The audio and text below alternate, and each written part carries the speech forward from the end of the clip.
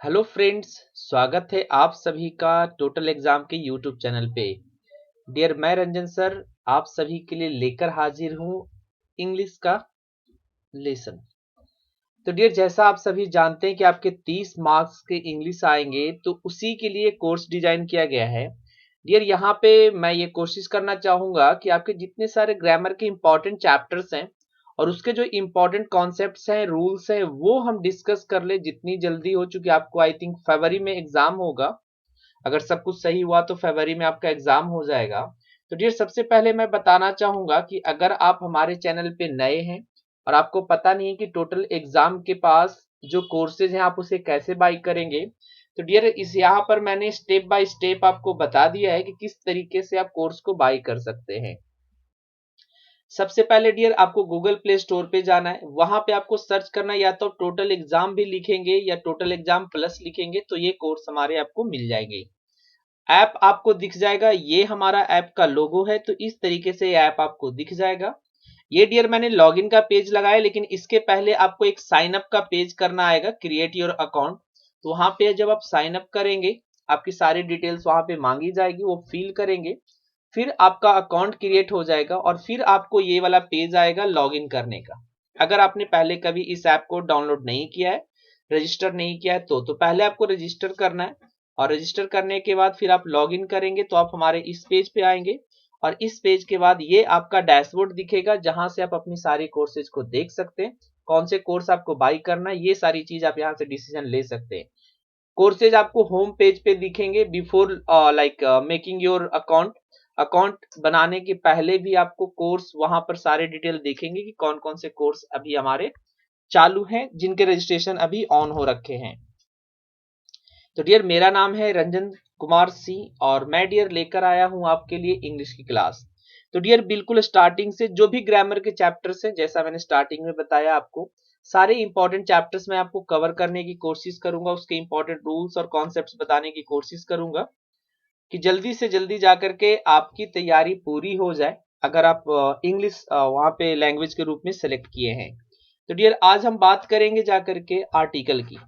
काफी important chapter है dear. अगर हम बात कर रहे हैं आर्टिकल, अगर इसका सिर्फ कॉन्सेप्ट आपको समझ में आ जाए तो आप आसानी से इनके जो क्वेश्चंस आते हैं डियर, ये आपके आते हैं फिलअप्स में, ये आते हैं आपके फिलअप्स में, ये आते हैं आपके एरर वाले सेक्शन में जहां पे एरर दिए होते हैं। तो ये दो सेक्शन है जहां पे इनके क्वेश्चंस आपको मिलेंगे। तो स्टार्ट कर रहा हूं डियर। आर्टिकल आखिर होते क्या है डियर? आर्टिकल अगर मैं बात करूं आर्टिकल की, तो आर्टिकल आर और article is a determiner. Actually इसको हम डिटरमाइनर के ही अंतर्गत रखते हैं। ये करता क्या है कि किसी नॉन और प्रोनाउन के किसी नॉन के पहले आकर, के उसको इनडेफिनिट या डेफिनिट बताने का काम करता है। ठीक है, हम ज्यादा डेफिनेशन में नहीं घुसने की कोशिश करेंगे, टू द पॉइंट चलेंगे डियर आपके साथ हम, कि जो हमारा कॉन्सेप्ट्स मेन हमें चाहिए एग्जाम पॉइंट ऑफ व्यू से वही हम करें। तो आप लोगों ने पढ़ा होगा कि आर्टिकल जो होता है वो दो तरीके का होता है। एक होता है इनडेफिनिट आर्टिकल,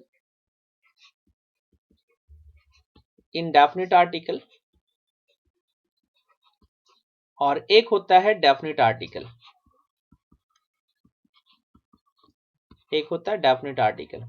डियर आपको वीडियो कैसा लगा ये हमें जरूर बताएंगे। लास्ट में पूरा वीडियो खत्म हो जाएगा, उसके बाद हमें जरूर आप कमेंट करके नीचे बताएंगे क्लास आपको कैसा लगा, वीडियोस आपको कैसा लगा, जो इन्फॉर्मेशन मैं शेयर करना चाह रहा था, जो मैंने किया, कैसा आपको लगा, ये कमेंट करना आप लोग बिल्कुल ना भूलेंगे। तो आर्टिकल दो तरीके के होते हैं, एक होते हैं इंडेफिनिट आर्टिकल और दूसरा होता है डेफिनिट आर्टिकल। इस बात को मैं स्टार्ट में ही बता दूं कि मैं कोई रूल्स डिस्कस नहीं करने वाला हूं, मैं आपको कॉन्सेप्ट्स बताने वाला हूं। जैसा मैंने शुरू में बोला था कि रूल्स, एक्चुअली रूल्स डिस्कशन अब नहीं होता है, अब हम फोकस करते हैं कॉन्सेप्ट्स पे। अगर हम कॉन्सेप्ट्स हमारा क्लियर है, रूल्स जानने की जरूरत आपको नहीं है। अब हम बात करेंगे सॉरी हम बात करेंगे dear indefinite article. Indefinite article हम ए और एन को इंडेफिनिट आर्टिकल कहते हैं और द को हम डेफिनिट आर्टिकल कहते हैं। तो अगर दोनों का हमें बेसिक फंडामेंटल्स पता चल जाए कि यार आर्टिकल जो होता है ए और एन और द, दो को हम इनडेफिनिट बोलते हैं और द को हम डेफिनिट बोलते हैं। तो देखिए बहुत सारा कंफ्यूजन ए एन में होता है कि इसको कहते हैं सर इंडेफिनिट क्यों बोला जाता है। अगर हम कहें कि ए एन का मतलब तो एक होता है, तो जैसे ही आपने बोला ये शब्द ना कि ए एन का मतलब एक होता है, यहीं से पता चल गया कि हमारा कॉन्सेप्ट, हमारा बेस गड़बड़ है। Dear a an is not equal to one, ये वन के इक्वल नहीं होता है, बल्कि ये एनी वन के इक्वल होता है।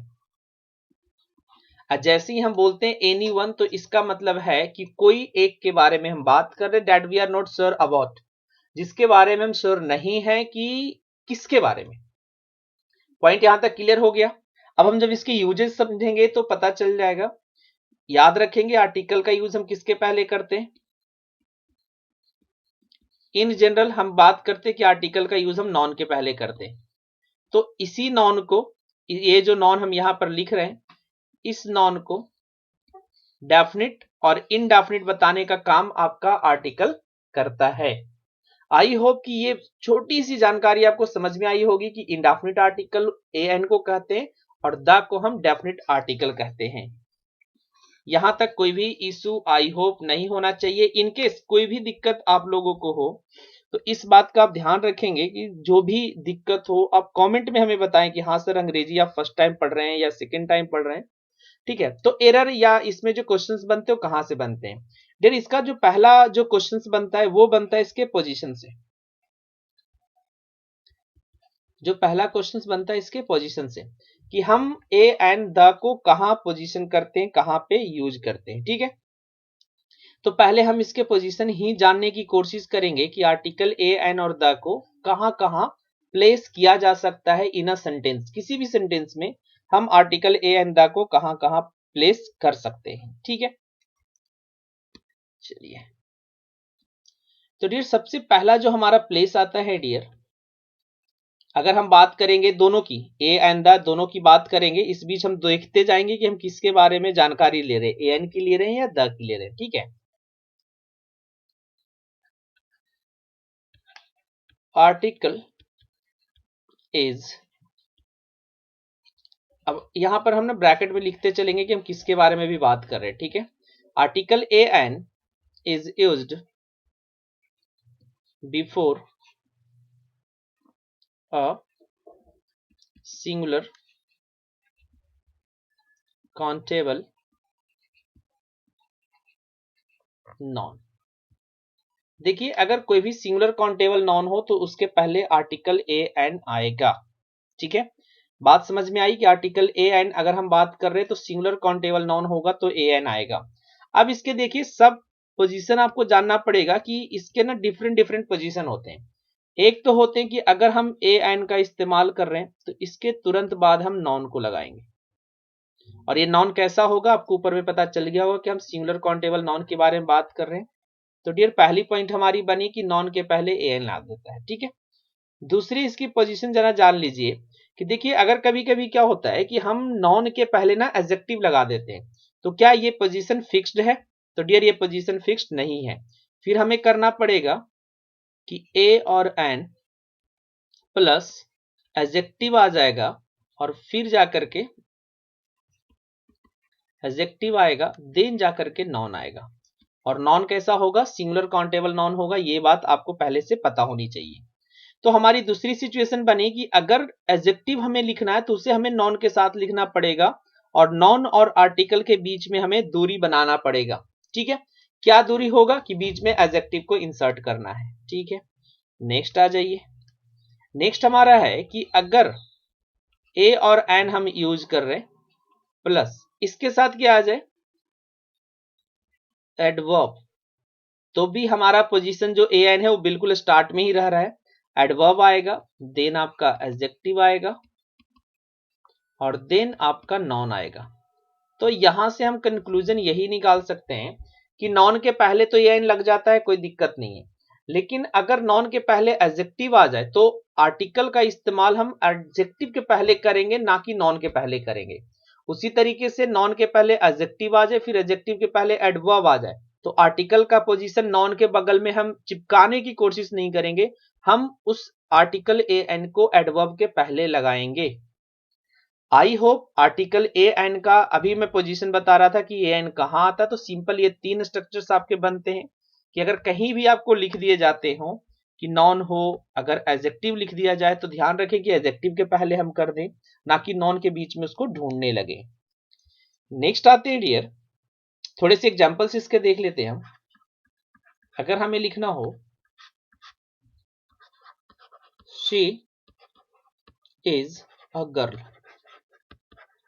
She is a girl. अब हम एक बात को यहां पर गौर करेंगे कि अगर हमने लिखा है शी इज अ गर्ल, तो इसमें एक बात आप ये देख पा रहे होंगे कि ये हमारा सिंगुलर नॉन है, सिंगुलर काउंटेबल नॉन है, और आर्टिकल की पोजीशन जस्ट इसके पहले की गई है। M I right? ये बात समझ में आई? अब जरा इसके दूसरे एग्जांपल्स जानने की कोशिश करते हैं। अगर लिख दिया जाए she is a beautiful girl, she is a beautiful girl.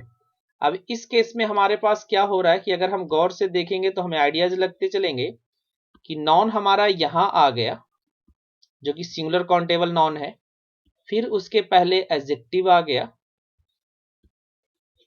और फिर हमारा आर्टिकल यहां पर आ गया। तो इस बात को देखिए कि लग तो इसी नॉन के कारण रहा है। अगर हम सिर्फ ब्यूटीफुल तक लिखेंगे तो आर्टिकल का इस्तेमाल नहीं होगा। इस बात को भी ध्यान रखना है कि सर ऐसे अगर आ जाए कि ब्यूटीफुल के पहले हमने ये लगाया है, तो क्या इसका रीजन ब्यूटीफुल का होना है कि गर्ल का होना है?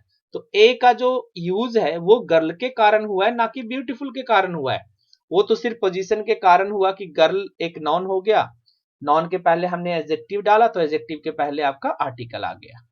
आई होप बिल्कुल क्रिस्टल क्लियर हो जाना चाहिए कि आर्टिकल ए एन अभी कहां लग रहा है। अभी हम यूजेज डियर आपको नहीं सिखा रहे, अभी हम आपको सिर्फ पोजीशन बता रहे हैं। नेक्स्ट देख लिया जाए, सेम सेंटेंस को हम थोड़ा सा और बड़ा करके लिख रहे हैं। शी इज अ, यहां से आपको एक चीज और पता चल जाएगा, अभी मैं बात कर रहा हूं she is a very beautiful girl. अब इसमें एक चीज और हमें जानकारी डिटेल मिलेगी कि देखिए नॉन हमारा यहां पर है, नॉन के पहले क्या आता है? एडजेक्टिव आता है, एडजेक्टिव आ गया। हम बात करें वेरी क्या है, तो वेरी एक एडवर्ब है, और आर्टिकल हमारा यहां पर आ गया।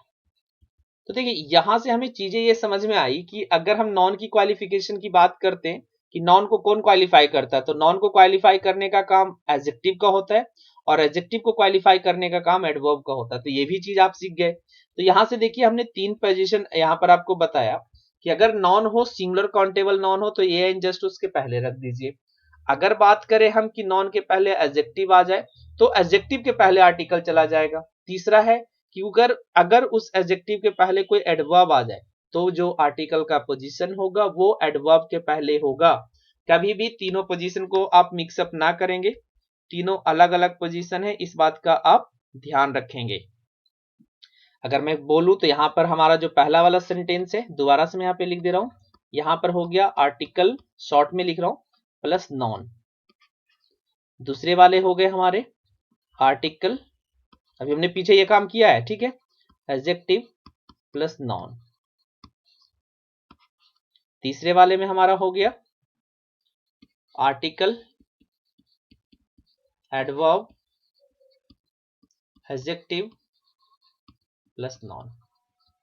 आई होप ये पहला कॉन्सेप्ट आपको समझ में आ गया होगा, पोजीशन समझ में आ गया होगा कि नॉन के पहले ही आर्टिकल आता है, लेकिन एडजेक्टिव के आ जाने से, एडवर्ब के आ जाने से उसकी पोजीशन थोड़ा सा चेंज हो जाता है।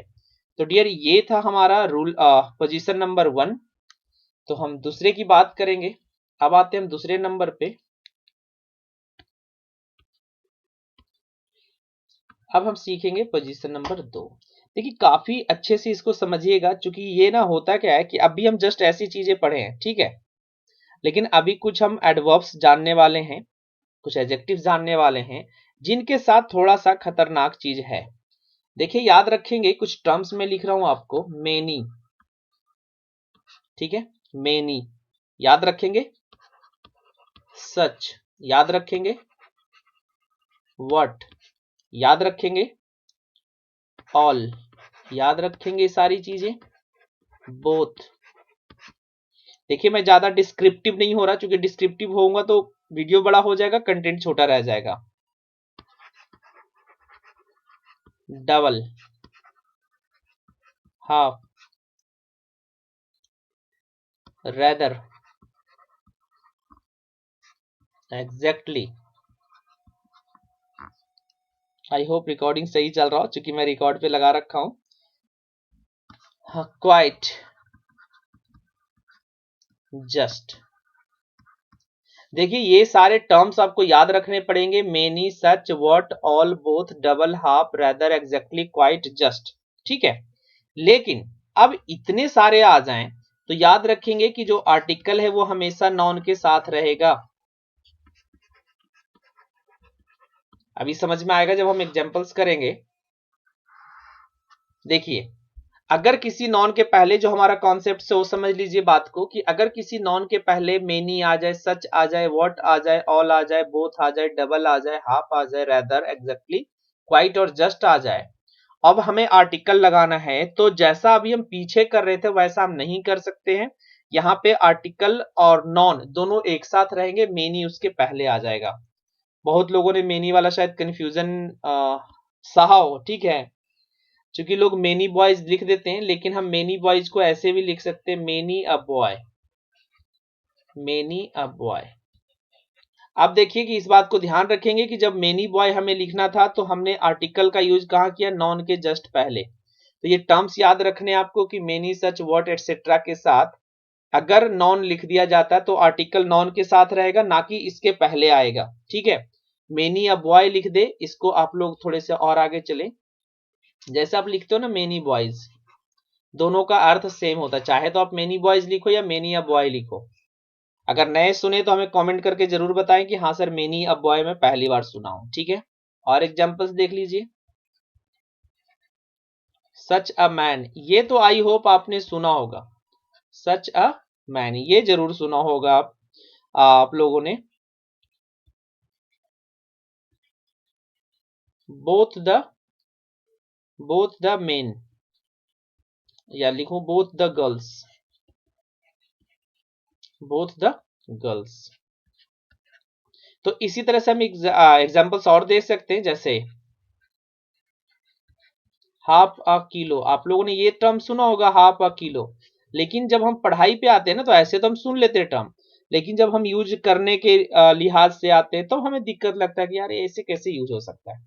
ऐसे हम बोलचाल की भाषा में बोलते हैं, तो याद रखेंगे जस्ट अ मिनट, आपने बोला होगा just a minute, just a minute.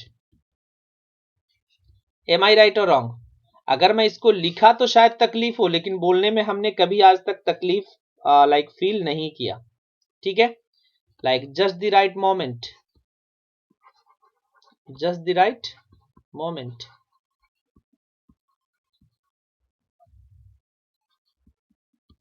तो आई होप ये वाला पोजीशन भी आपको समझ में आ गया कि many, such, what, all, both रहेगा तो एडजेक्ट नॉन और इनके वर्ड के बीच में ही आर्टिकल का पोजीशन हम करेंगे। इसी तरीके से रूल नंबर हमारे पास थर्ड भी है, जरा थर्ड को देख लिया जाए। देखिए ये पोजीशन ही आपके लिए ज्यादा इंपॉर्टेंट है, तो इस पोजीशन को आप अच्छे से याद रखेंगे। ठीक है, नेक्स्ट की हम बात करें डियर,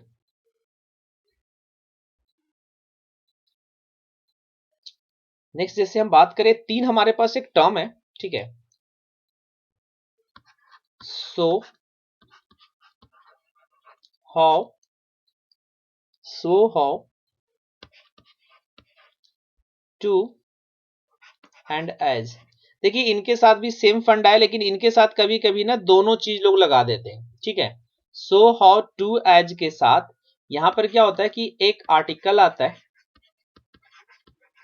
ठीक है, फिर उसके बाद एडजेक्टिव आता है और फिर जाकर के नॉन आता है। तो ये सारी चीज आपको एटलीस्ट वन टाइम तो जाननी पड़ेगी। And now just remember one thing, we are discussing position of noun. हम लोग सिर्फ पोजीशन ऑफ नॉन अभी डिस्कस कर, sorry, position of article discuss कर रहे हैं। अभी हम कहीं ये चीज डिस्कस नहीं कर रहे कि यूज कैसे करेंगे, क्या करेंगे। ठीक है, जैसे जैसे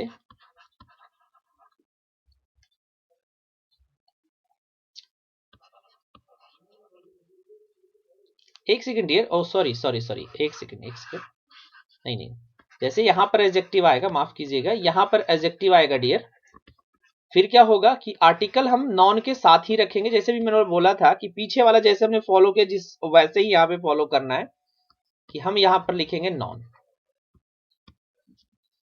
ठीक है, सो, हाउ और टू एंड एज। ठीक है, अब अगर हमें लिखना हो how beautiful a girl, how beautiful a girl, तो हम कभी भी अगर ये पॉइंट देखें कि अगर हाउ लगाए और हाउ के साथ एडजेक्टिव लगाए, अगर हमें नॉन इसके साथ लिखना है तो आर्टिकल प्लस नॉन बाद में ही आएगा, एडजेक्टिव के पहले नहीं कर देंगे। अगर आप थोड़ा सा याद करें, अभी हमने स्टार्टिंग में पढ़ा था कि अगर नॉन के पहले एडजेक्टिव आ जाए तो आर्टिकल का जो पोजीशन होता है वो एडजेक्टिव के पहले आ जाता है, लेकिन जब उसके पहले हाउ, सो, टू, एज आ जाएगा तो इस बात को ध्यान रखेंगे कि आर्टिकल और नॉन एक साथ रहेंगे। ठीक है, जैसे देखा जाए टू एग्जैक्ट अ आंसर या एन आंसर, सॉरी, अब ये भी हम सीखेंगे कि ए और एन कैसे लगता है। ठीक है, चलिए, तो ये था हमारा पोजीशन की, ये इंपॉर्टेंट पोजीशन होते हैं आर्टिकल का, और ये आपको जानना काफी जरूरी होता है कि अगर हम पोजीशन नहीं जानते और डायरेक्ट हम यूज करना शुरू कर दे तब आर्टिकल मतलब कि पता ही नहीं चलेगा कि हम यूजेस सीख रहे हैं कि पोजीशन सीख रहे हैं। तो पोजीशन को ध्यान में रखना है, और इसके आगे अभी हम लोग यूज भी सीखेंगे, इस बात का ध्यान रखिए।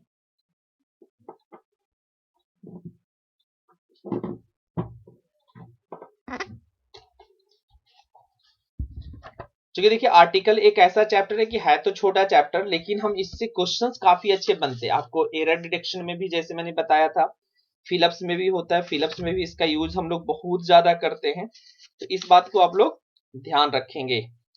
चलिए अब हम ना पहले स्टार्टिंग सीखते हैं, जैसे क्या मैं बोलूं, ए और एन के बारे में पहले हम क्या सीख लेंगे, ए और एन के बारे में डिटेल यूज, कि ये एन को हम कैसे यूज करते हैं। कितने लोगों को यहीं पे वीडियो को रोक करके आप लोग थोड़े से कमेंट करके हमें बताएंगे कि ये एंड को यूज कैसे करते हैं, कब ए आता है और कब एन आता है। इसके जवाब में हमें जल्द बताएंगे आप लोग, यहाँ पे कमेंट लाइक वीडियो को पॉज करके इसी सेम टाइम पे आप लोग कमेंट कीजिएगा, क्या ए एन सही से यूज करना आता है। ठीक है, तो पहले देखिए हम ए एंड में डिफरेंस जानने की कोशिश कर रहे हैं, अभी हम दोनों में नहीं। ठीक है, और ये मैं डियर ये ध्यान रखेंगे कि ये रूल्स मैं नहीं पढ़ाने वाला हूं, इसके नोट्स में जरूर दूंगा आपको, आर्टिकल का बेसिक नोट्स में आपको जरूर दूंगा कि ए और एन कब लगाते हैं, क्योंकि ये नहीं बताऊंगा कि कहां कहां लगता है, तब तो बहुत सारे रूल्स हैं ए एन, चूंकि ये डिटरमाइनर सेक्शन के हैं तो बहुत डिटेल इसके रूल है डियर। तो चलिए आते हैं, देखिए हम जो बात सीखते हैं ए और एन, काफी बच्चों वाली चीज है कि ए और एन कहां लगाते हैं, लेकिन स्टिल वी हैव प्रॉब्लम, अभी भी हम लोगों के साथ प्रॉब्लम होती है ये चीजें कि ए और एन लगेगा कहां लगेगा। देखेंगे पहला इसका जो कॉन्सेप्ट है, article an is used, and I hope you all understand Hindi and what I'm speaking that is understandable, समझ जा रहे होंगे आप लोग। if anything like you want, आप कमेंट करके जरूर हमें बताएंगे कि sir you need to speak all the time English, या सिर्फ इंग्लिश में ही समझाएं हमें, तो ये भी बात हमें बताएंगे। if you are if you can only understand English then I need to speak English, इस बात का भी ध्यान रखेंगे। Article an is used before a singular countable noun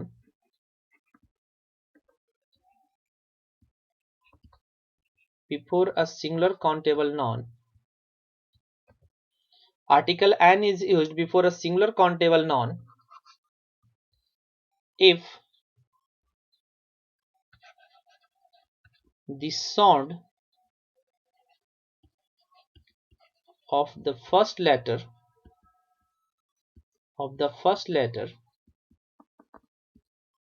is of vowel। Article an is used before a singular countable noun if the sound of the first letter, मतलब उस non का first letter का sound किसका हो, vowel का हो। तो अब यहां पर बात उठती कि वॉवल के साउंड कैसे पता करेंगे। तो यहां पर थोड़ा सा if you are like if you understand a little bit Hindi, अगर थोड़ा बहुत भी आप हिंदी समझते हैं तो यहां पर आपको काफी हेल्प मिलेगा मेरे वाले कॉन्सेप्ट से, कि now we are not talking about the letter, we are talking about the sound. अगर हम बात कर रहे हैं कि if the sound of the first letter is of vowel, अगर पहले लेटर का जो साउंड है वो वॉवल का है तो हम आर्टिकल एन का यूज करेंगे। अब हमें वॉवल साउंड थोड़ा सा जानना होगा, तो देखिए कुछ नहीं खास करना है डियर, मैं छोटी सी कॉन्सेप्ट यहाँ पे बता रहा हूँ। आ से लेकर औ तक, आई होप हिंदी इतना तो कहीं ना कहीं आपने पढ़ा जरूर होगा। आ ई उ इस तरीके से आपने पढ़ा होगा। तो ये वाली जो चीज है ये आपका वॉवल साउंड के अंतर्गत आता है। आज के बाद अगर आपने पहले कभी शायद ऐसा सीखा हो तो, लेकिन इस बात को अब ध्यान रखेंगे कि हम जो टर्म यूज करते हैं वो लेटर के अनुसार नहीं होता, वो लेटर के साउंड के अनुसार होता है।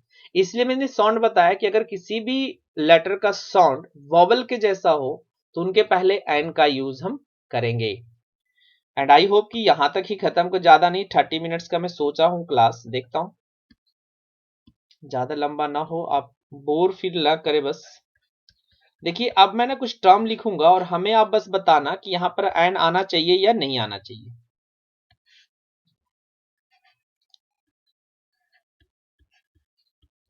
एसपी, क्या एसपी के पहले एन आना चाहिए या नहीं आना चाहिए? ठीक है। एमपी, क्या इसके पहले एन आना चाहिए या नहीं आना चाहिए?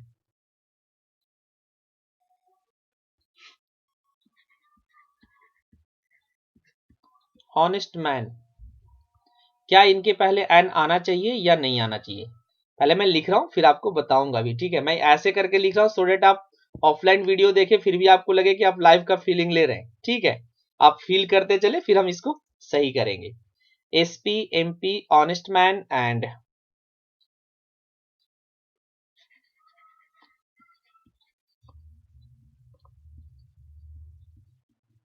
चलिए अब हमने चार सेंटेंस सॉरी चार नॉन लिखे जिसमें हमें फील करना था कि if we are able to feel article an, क्या हम यहां पर एन फील कर पाएंगे? तो देखिए एसपी, अगर हम बात कर रहे हैं एक्रोनिम लिखा हुआ है, ठीक है, जिसको आप शॉर्ट फॉर्म भी बोलते हैं एसपी। अब एस का जो साउंड आ रहा है डियर वो ए साउंड आ रहा है, अगर आप सुन पा रहे हो लिखने की जरूरत नहीं है, आपको आई वाला पता होगा कि ए साउंड आ रहा है and a sound is vowel sound. So यहां पर एन इज करेक्ट। अब देखिए ये एस लेटर से शुरू था, अगर हम पुरानी वाली तकनीक अपनाते, आप लोग भी एक बार हमें बताएंगे जरूर इस वाले रूल से लेकर के, मैं यहां पर स्टार लगा रहा हूं कि क्या ये वाला टेक्निक आपको आता था, ये वाला कॉन्सेप्ट आपको आता था या अभी भी आप पुराने वाले से भी पढ़ रहे थे, ठीक है। एमपी सेम उसी तरीके से, यहाँ पे एस का भी साउंड ए से था, एमपी जब हम बोल रहे थे यहाँ भी एम का साउंड जो है वॉवल का साउंड है, तो यहाँ पर एन लग जाएगा। नेक्स्ट आ रहे ऑनेस्ट मैन, अब यहाँ पर एच बिल्कुल साइलेंट है तो यहाँ पर क्या होगा एन। अब देखिए ये वॉवल से शुरू है, लेटर इसका वॉवल है, लेकिन इसकी जो प्रोनाउंसिएशन है वो अगर आप चेक करेंगे वन व जो साउंड होती है डियर इन हिंदी वो कॉन्सोनेंट होती है, ठीक है। तो इसके पहले हम एन का इस्तेमाल नहीं कर सकते हैं, ठीक है। आपका मैंने एक पुराना वाला भी लिखा कि पुराना वाला कि लेटर शुरू होता है ए ई आई ओ यू शुरू हो, तो हमने यहाँ पर लेटर कहीं भी जिक्र नहीं किया। आपके पास इंग्लिश में 26 लेटर्स हैं, इन 26 लेटर्स में कोई भी नॉन किसी भी लेटर से शुरू हो सकता है। अगर वो लेटर का साउंड वॉवल हो तब एन लगा दीजिए, अगर कॉन्सोनेंट हो तो ए लगा दीजिए, ठीक है। आइए हम दूसरे रूल की तरफ बढ़ते हैं।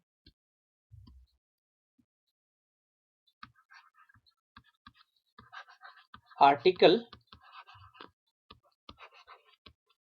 ए is used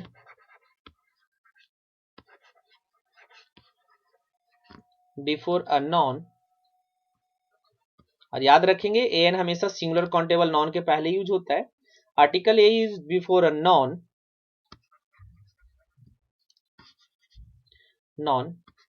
having a consonant sound, having a consonant sound of the first letter, of the first letter.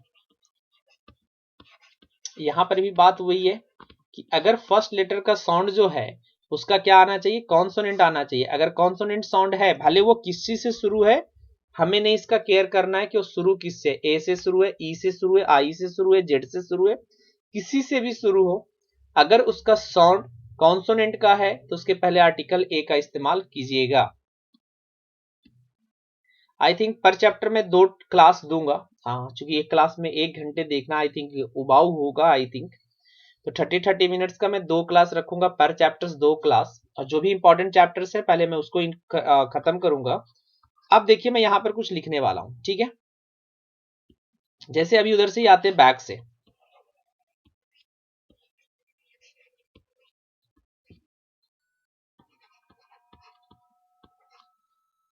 ₹1 note, कोशिश कीजिए कि इसमें एन आएगा। अभी हमने पीछे चर्चा कर लिया कि ओ से शुरू है भले ही है, लेकिन इसकी जो प्रोनाउंसिएशन है वो कॉन्सोनेंट वाली है। सो यहां पर इसकी जो आर्टिकल हम यूज करेंगे that is article a, ₹1 note.